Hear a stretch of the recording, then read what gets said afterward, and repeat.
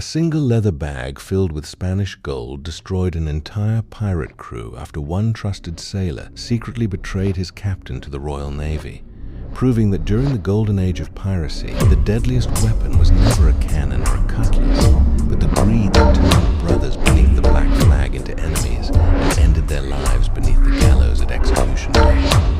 Enjoy the video and don't forget to subscribe. Trace your finger along the map from Nassau toward London and picture the year 1721 as the smell of rotting oak, boiling pine tar, damp hemp rigging, stale bilge water, and lingering sulfur drifted across the Atlantic beneath heavy grey clouds. Every creaking mast carried the promise of fortune or the certainty of death, because the Golden Age of Piracy had entered its final and bloodiest years.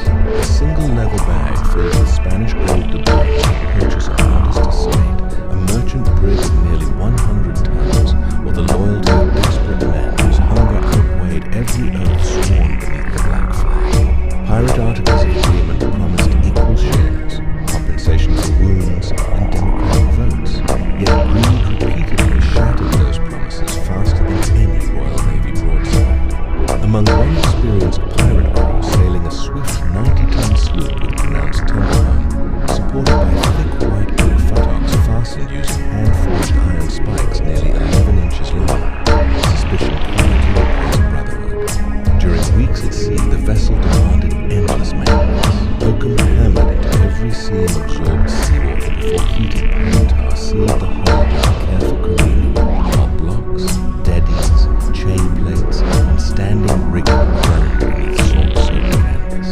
No sailor realized that the greatest danger no longer approached beneath another nation's colors, but already slept beside them each night, silently calculating how many gold coins would outweigh years of shed blood, storms, victories, and lies. Before dawn, the crew sighted a weather-beaten brig limping westward after surviving a tropical gale.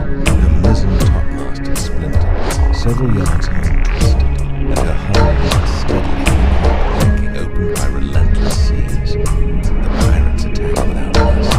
A bronze cannon cast from approximately 88% copper and 10% tin held iron round shot weighing nearly 9 pounds. Black powder composed of roughly 75% saltpeter, 15% charcoal, and 10% sulfur ignited within milliseconds after the glowing match touched the vent, producing expanding gases that drove the projectile through thick oak planks before splintering the interior into thousands of razor-sharp wooden fragments.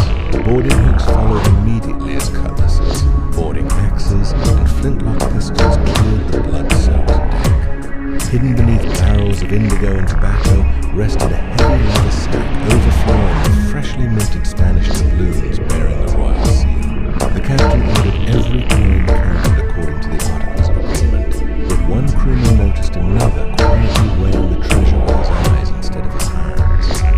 That same evening, whispers spread beneath the forecastle while lantern light flickered across damp beams blackened by smoke. A secret garden slowly formed. Somewhere beyond the horizon, Royal Navy patrols hunted relentlessly, and one pirate quietly decided that a single bag of gold and a promise of royal mercy was worth far more than every oath ever sworn beneath the black flag. Days later, the sloop dropped anchor within a narrow inlet surrounded by mangrove swamps where fresh water could be collected and damaged spars repaired. While half the crew carried casks ashore, the traitor slipped away beneath darkness aboard a small yawl scarcely 16 feet long, rowing through tidal channels until he reached a British customs outpost. Waiting officers had spent months gathering intelligence under the authority of the Admiralty, offering pardons, rewards, and confidential payments to informers willing to betray pirate captains. The leather bag of gold changed hands without witnesses. In return, the informer carefully described the vessel's draft, her armament of 12 carriage-mounted cannon, the number of experienced gunners, the condition of her powder magazine, and even the routine of the night watch. Every detail increased the certainty of victory. Before sunrise, 2 Royal Navy sloops advanced under shortened canvas, their hulls painted in dark colors that blended with the morning haze. Marines checked, polished flintlocks, fixed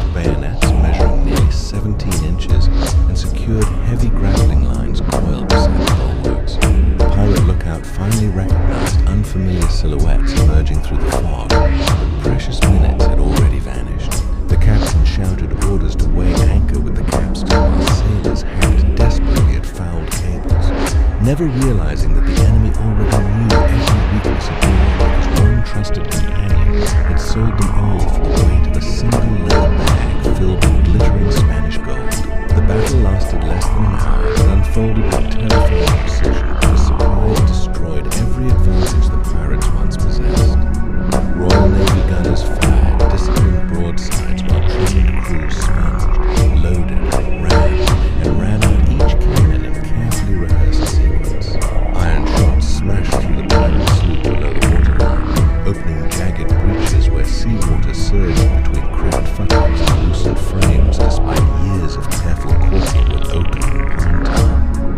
Smoke thickened until men fought almost blind, guided only by shouted commands, flashing muzzle fire, and the violent recoil of gun carriages restrained by thick, reaching ropes. Boarding parties crossed with polished hangers, bayonets, and heavy boarding axes, forcing exhausted pirates into desperate hand-to-hand combat across blood-slick planking. The captain received a pistol ball through his shoulder, yet continued fighting with his cutlass until 3 Marines overwhelmed him together. One after another, the surviving pirates threw down their weapons as their colors were hauled down and replaced by the Union flag. Shackles weighing several pounds locked around bruised wrists before every prisoner was searched, catalogued, and questioned. Hidden among the victorious officers stood the informer who had betrayed them. He expected gratitude, wealth, and freedom, but every captured pirate immediately recognized his face.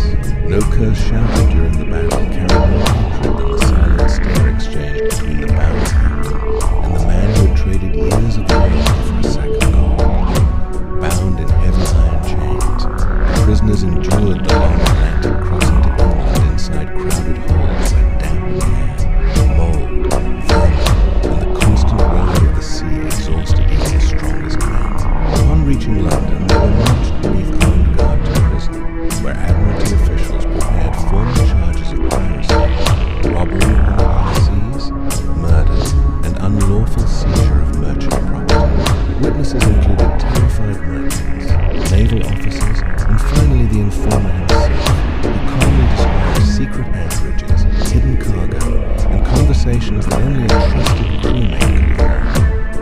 The leather bag of Spanish doubloons rested safely under crown protection, while every word he spoke tightened the noose around his former companions.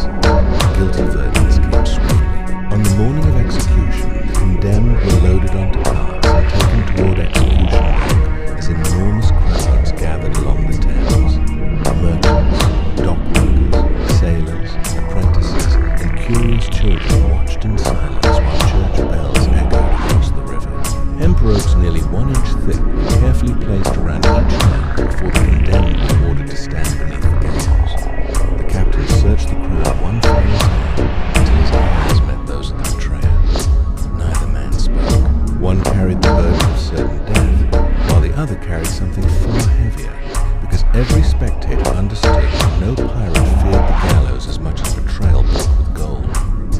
The executioner adjusted each knot with practiced precision, positioning it beneath the left jaw so the force of the drop would tighten instantly instead of slipping across the neck. At the signal, the carts rolled forward, leaving the condemned suspended above the muddy shoreline of the Thames while thousands watched in absolute silence. Death rarely came immediately at execution dock. The condemned struggled against the rope as their bodies twisted slowly in the damp river wind, boots striking empty air while the coarse hemp fibers cut deeper with every desperate movement.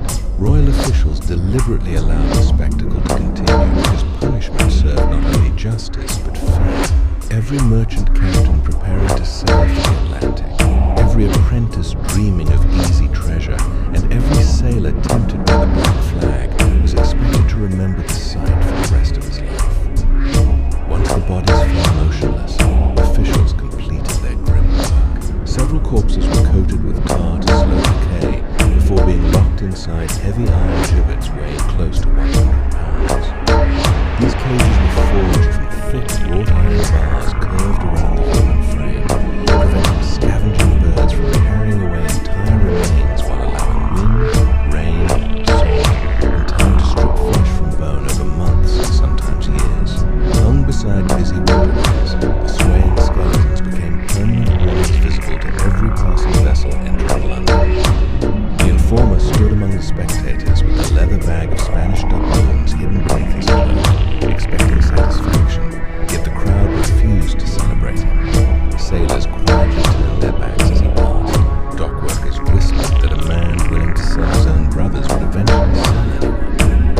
merchants accepted his information but never trusted his handshake. Even the naval officers who rewarded him understood that loyalty purchased with gold could always be purchased again by someone offering more. Historical records repeatedly show that pirate crews often collapsed less from superior